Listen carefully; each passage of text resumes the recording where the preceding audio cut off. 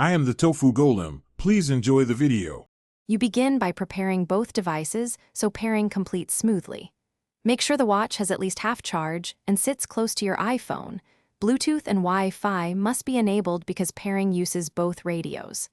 Sign into iCloud on the iPhone so your health and activity data can sync.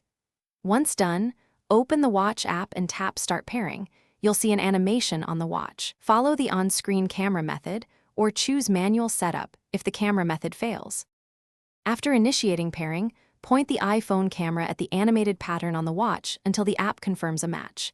If the automatic camera method doesn't work, select Manual Setup and enter the code shown. Next, decide whether to restore from a backup or set up as new. Restoring brings previous watch faces, apps, and settings, saving time.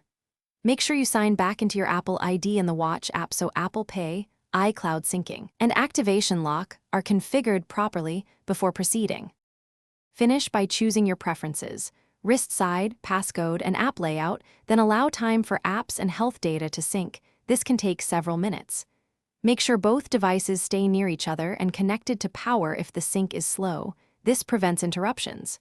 If pairing fails, first restart the iPhone and the watch, turn Bluetooth off and on, and try again.